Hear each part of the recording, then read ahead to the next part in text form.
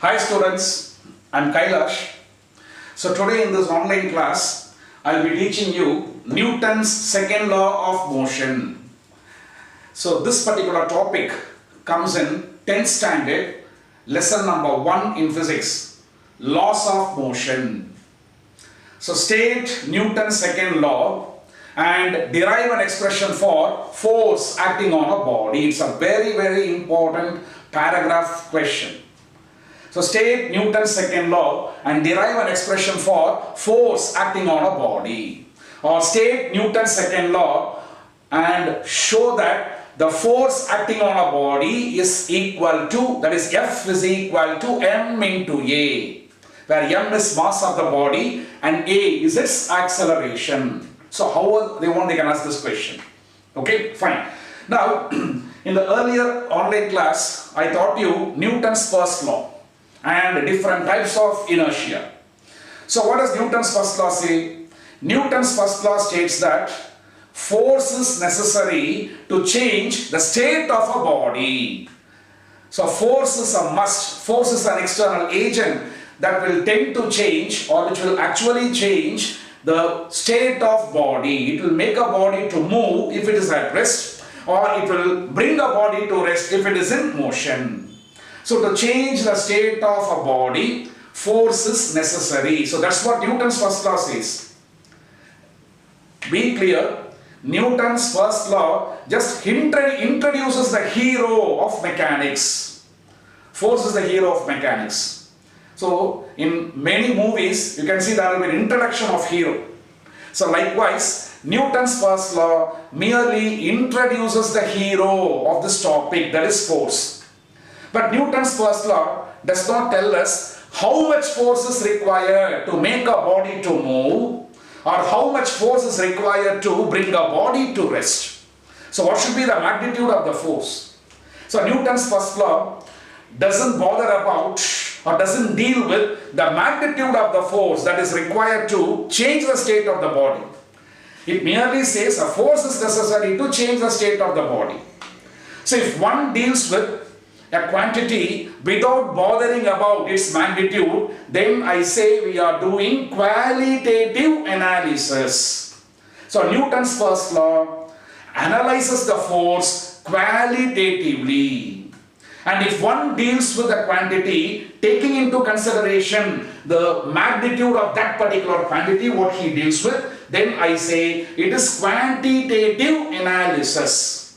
So from Newton's second law, we will be able to find out the magnitude of force acting on a body. Therefore, I can say Newton's second law analyzes the force quantitatively. So that's why Newton's second law is otherwise called law of force. Law of force. So Newton's first law, law of inertia. Newton's second law, law of force. So Newton's second law deals with magnitude of the force, how much force is required to change the state of the body.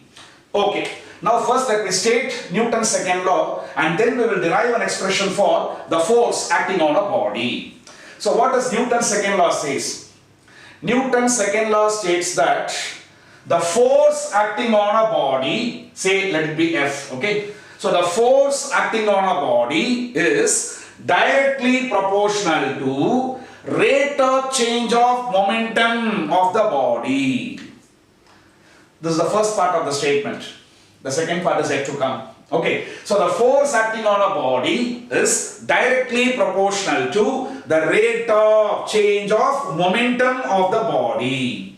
So force is directly proportional to rate of change of or rate of change in momentum of the body. Okay, so this is the first part of Newton's second law.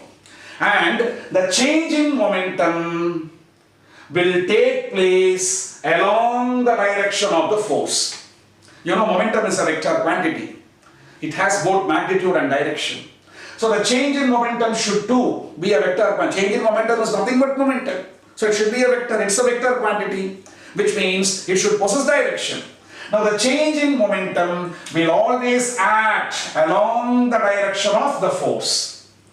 So this is the second part of the statement in fact. So let me put both the parts together.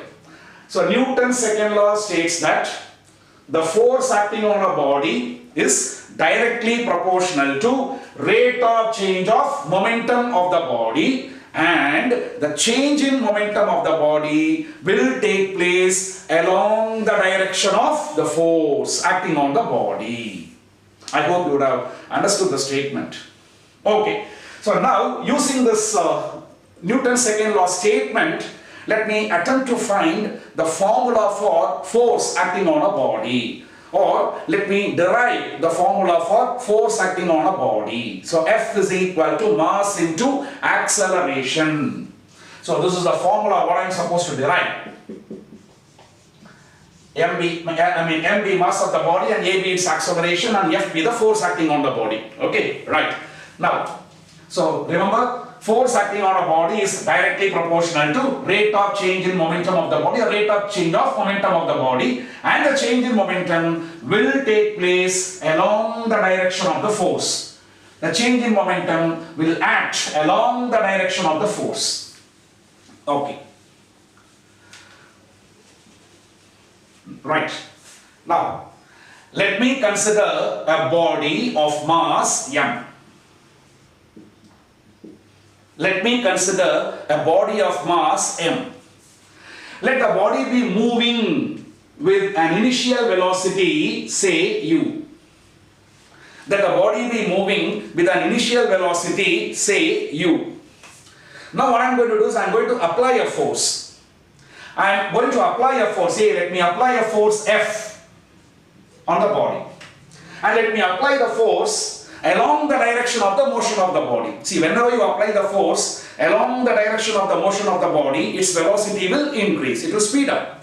And whenever you apply a force opposite to the direction of motion of the body, its velocity will decrease, the body will tend to retard. Okay, now what I am going to do here is, I am going to apply a force F along the direction of motion of the body. Which means the force what I offer on the body will speed up the body, or the body will now start moving with a greater velocity. Okay, now let the body after the application of the force start moving with a velocity v. So let me call this v as final velocity. So u is the initial velocity of the body and v is the final velocity of the body. The velocity has got increased from u to v in fact. So I am going to assume v is greater than u. The final velocity is greater than initial velocity.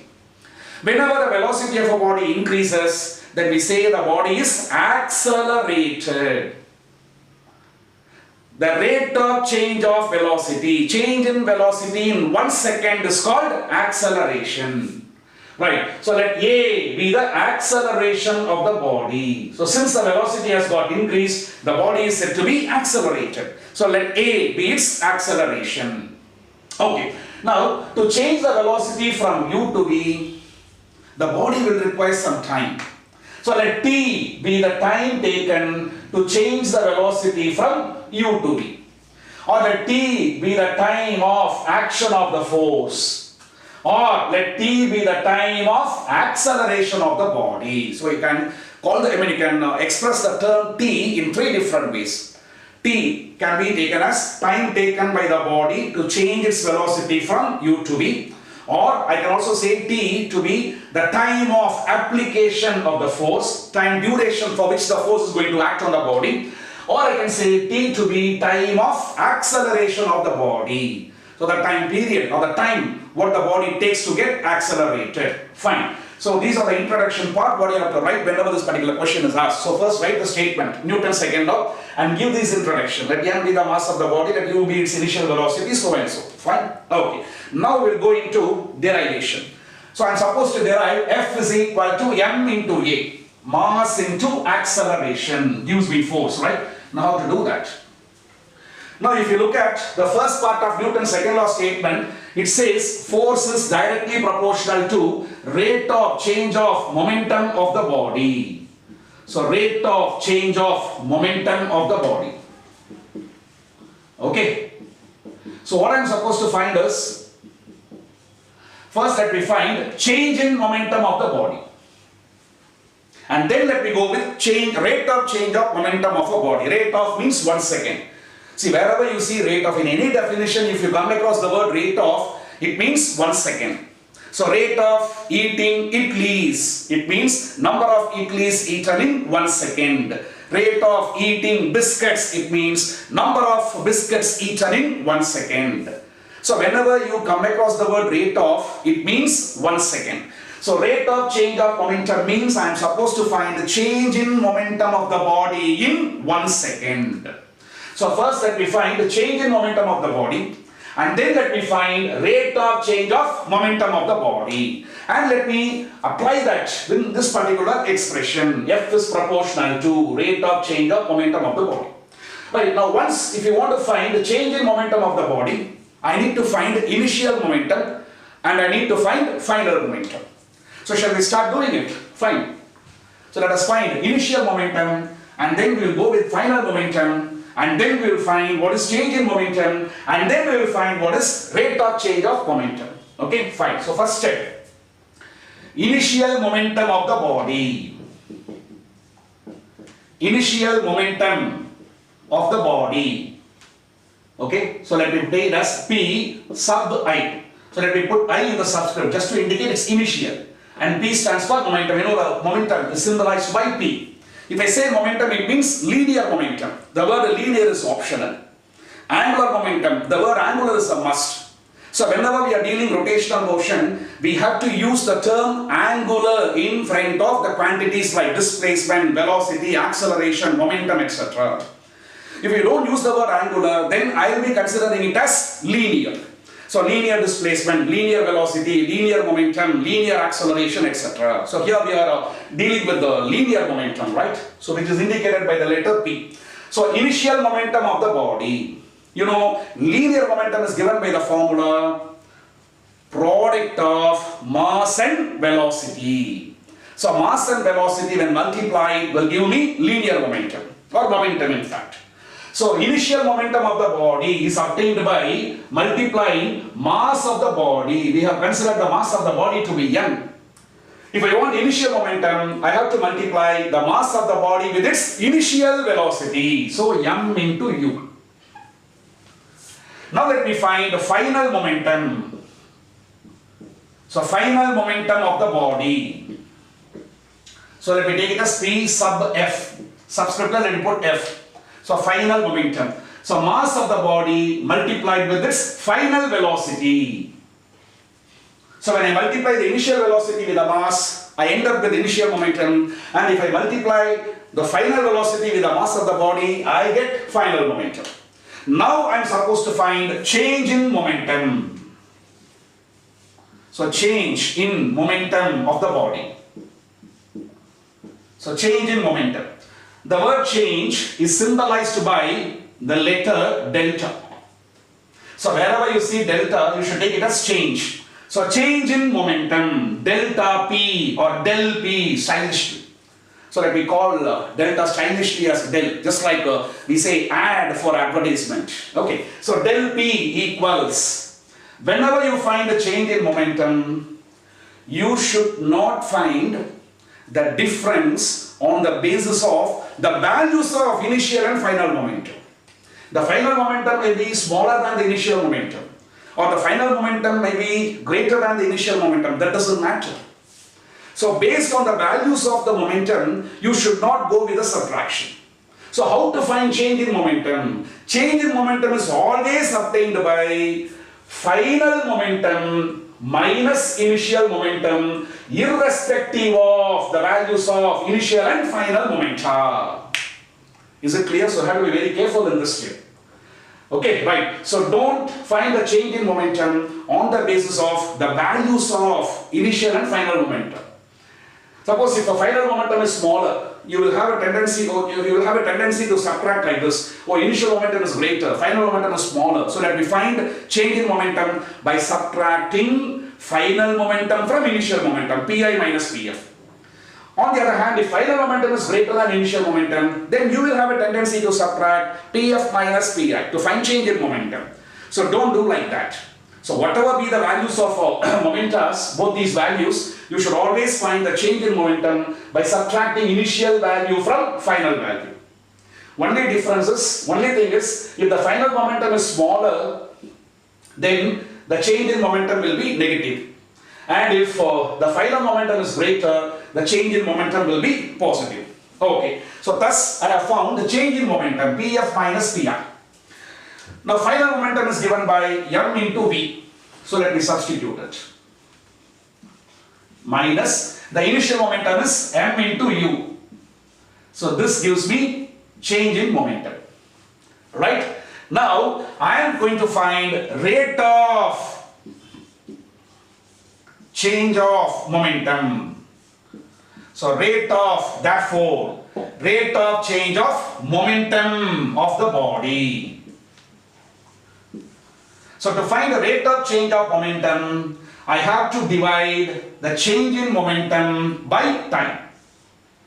So now time taken for changing the velocity from u to v is t.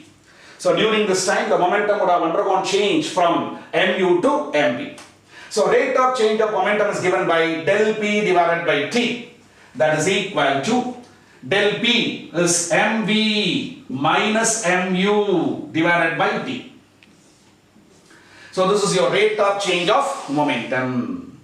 Okay. Now let me apply Newton's second law and find the expression for force after this. Okay, right.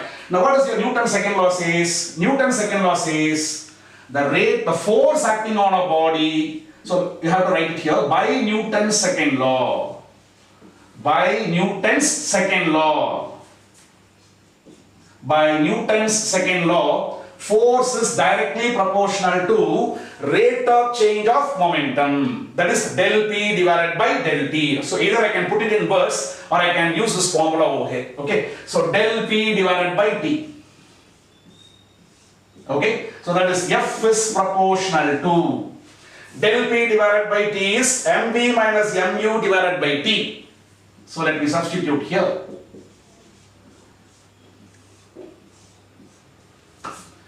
Now let me change the proportional sign to equal sign. So whenever I change the proportional sign to equal sign, I have to multiply the right hand side by a constant. So here the constant is k. So whenever you introduce a constant on changing the proportional sign to equal sign, rather the constant what I introduce by changing proportional sign to equal sign is generally called constant of proportionality. So K is called constant of proportionality. Right.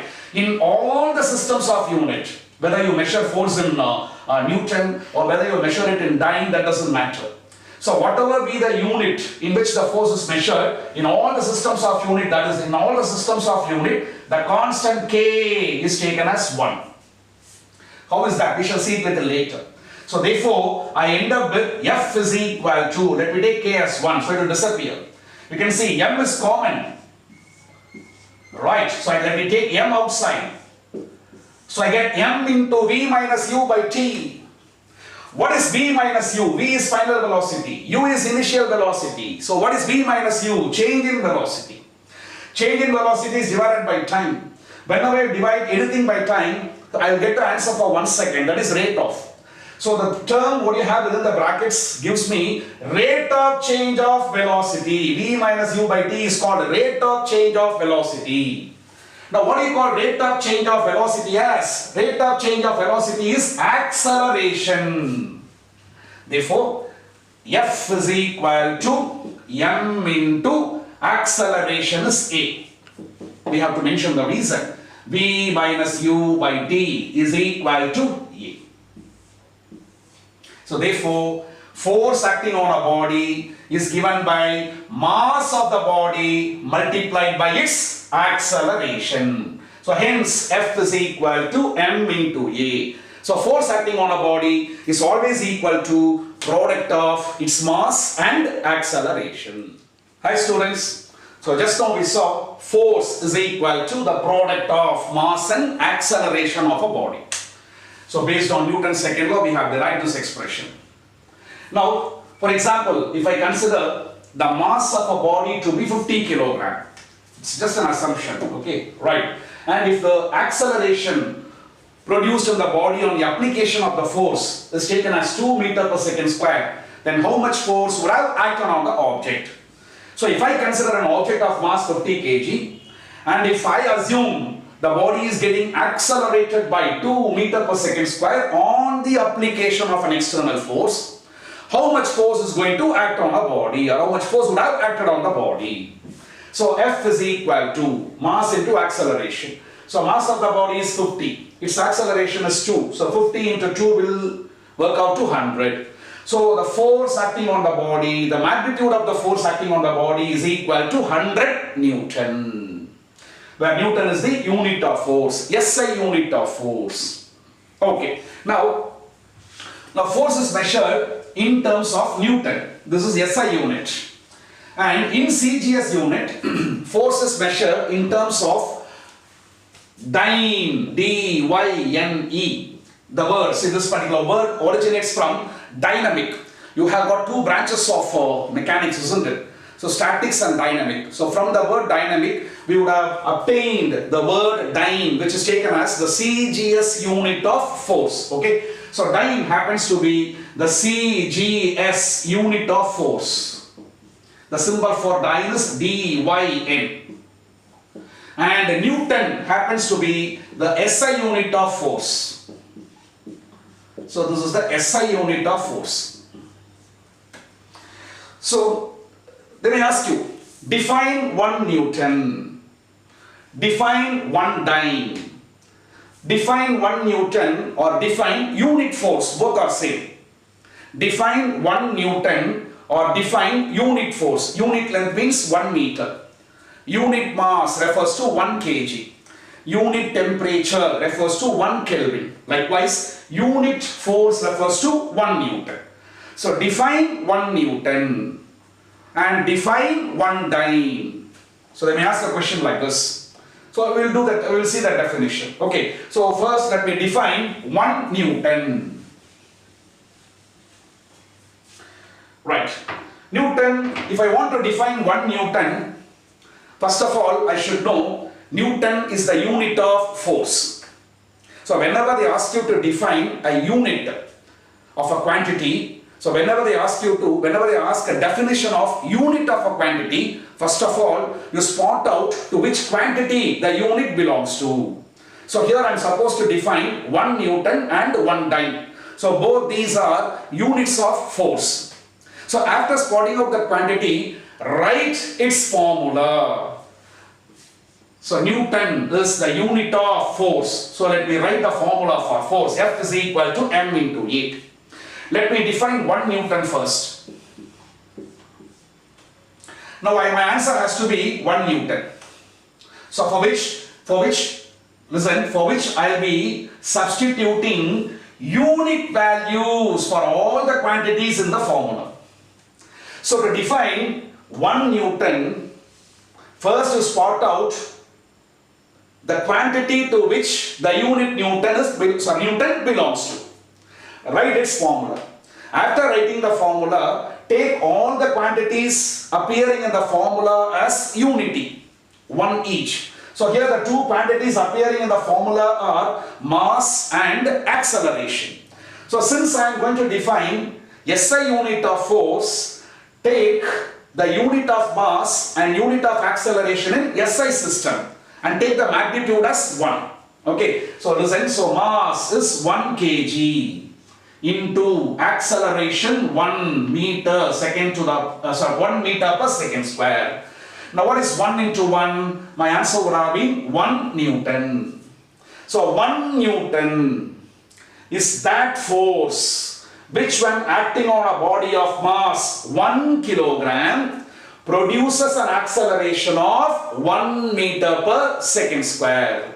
So if a force acting on a body of mass 1 kg accelerates the body by 1 meter per second square, then the force acting on the body is said to be 1 Newton.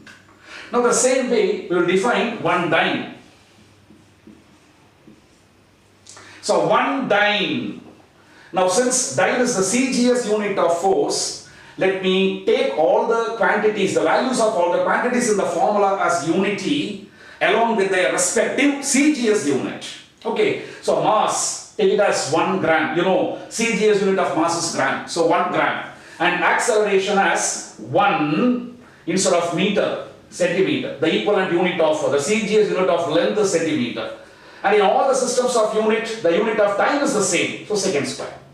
So I get 1 into 1 is equal to 1. Since these are all CGS unit, I end up with the CGS unit of force, 1 dyne. So 1 dyne is defined as the magnitude of the force which when acting on a body of mass 1 gram accelerates it by 1 centimeter per second square. So if a force acting on a body of mass 1 gram produces an acceleration of 1 centimeter per second square in the body, then the magnitude of the force is said to be 1 dyne. Okay, right. Now, we'll do one thing. From this I can infer that the unit of force has to be kilogram, acceleration meter second to the power minus 2. So the unit of force has to be kilogram meter second to the power minus 2. But we don't use it. Instead of this, we will be using Newton, which means kilogram meter second to the power minus 2 is replaced by Newton.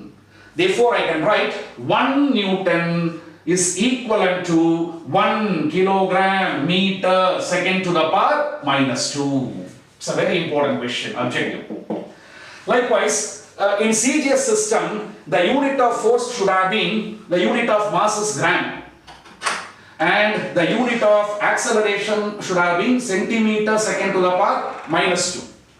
Therefore, the unit of force in CGS system should have been gram centimeter second to the power minus 2. But instead of that, we are using dyne. So which means 1 dyne, dyn is the symbol, right, is equal to 1 gram centimeter second to the power minus 2. So 1 dyne is equal to 1 gram centimeter second to the power minus 2. So this is again one more important question which may be asked in the objective. Okay, right. And we have one more unit, gravitational unit. Now what is gravitational unit?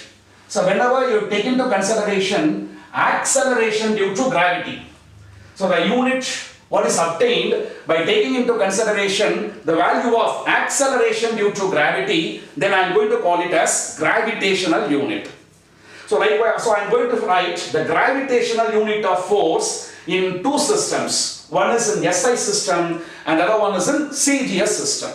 So gravitational unit of force is nothing but the unit what is obtained by taking into consideration the value of acceleration due to gravity, 9.8 meter per second square. This is in SI system. And in CGS system, it will be, if I want to convert meter to centimeter, I have to multiply this 1 meter by 100. I have 9.8 in front of meter. So 9.8 into 1 meter is 100 centimeter, isn't it? So 100 centimeter bar second square. Now multiply these two. I end up with 980 centimeter per second square. So this is the value of acceleration due to gravity in SI system, and this is the value of acceleration due to gravity G in CGS system. So if I take these two values to express the unit of force, then the answer what I am going to get is called gravitational unit.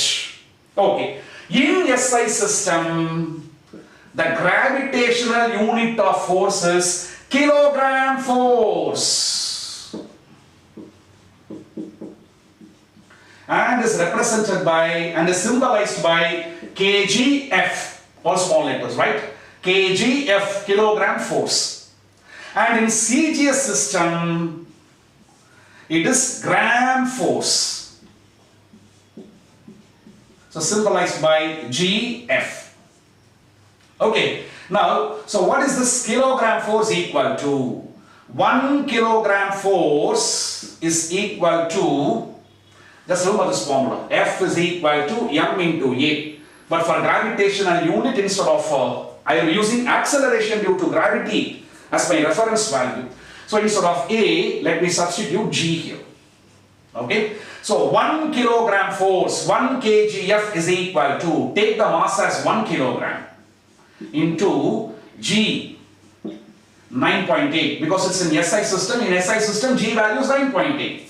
So multiply these two, meter per second square. So multiply these two, I end up with 9.8 kilogram meter second to the power minus 2. But what is 1 kilogram meter second to the power minus 2? Equivalent to Newton. Let me write it once again, right? So kilogram meter per second square. But kilogram meter second to the power minus 2 per second square is equivalent to 1 Newton. Already we saw it, right? So my answer will be 1 kgf. 1 kilogram force is equal to 9.8 Newton. So whenever a force of 9.8 Newton acts on a body, we say 1 kilogram force is acting on a body. Say for example, if somebody is punching your face, and if the force what he or she offers on your face is 9.8 Newton, then it means he or she is offering a force of 1 kilogram force or 1 kgf. Okay. And let us go with 1 gram force. So 1 gram force is equal, remember this formula, F is equal to M into, instead of A I take G. Now take mass as 1 gram because gram force is the unit in CGS system. So 1 gram into, and acceleration due to gravity as 980 because in CGS system acceleration due to gravity works out to 980 centimeter per second square. So 1 into 980 gives me 980 gram centimeter. Take second square to the numerator, or I can also keep it as such. I'll get it like this. But we know 1 gram centimeter second to the power minus 2 is equivalent to 1 dyne.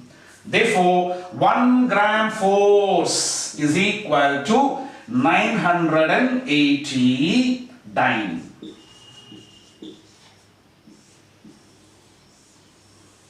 Okay, so these two are very, very important objective questions. Okay, and lastly, meter is the SI unit of length and centimeter is the CGS unit of length. So you know 1 meter equals 100 centimeter. Likewise, Newton is the SI unit of force and dyne is the CGS unit of force. So you should know 1 Newton is equal to how many dynes? Or 1 dyne is equal to how many newtons? Okay, so I will write that thing also. So 1 Newton is equal to 10 to the power 5 dyne. Or 1 dyne is equal to, bring 10 power 5 to the left hand side. So I end up with 10 power 5 into 1 dyne. So I have 1 dyne equals. When I bring 10 to the power over here, it becomes 1 by 10 to the power 5 Newton. Take 10 power 5 to the numerator.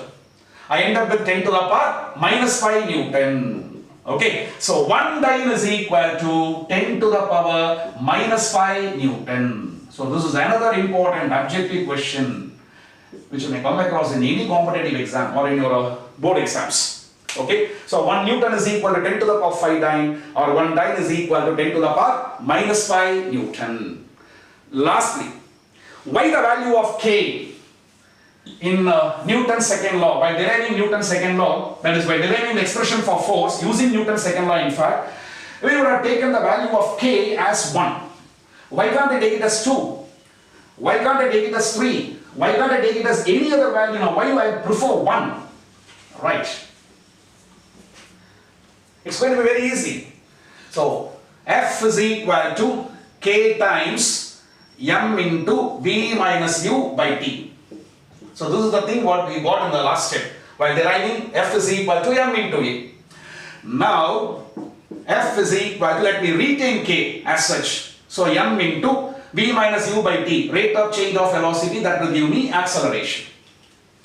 Okay, now let me define 1 Newton of force. So already we have done that. 1 Newton we already defined.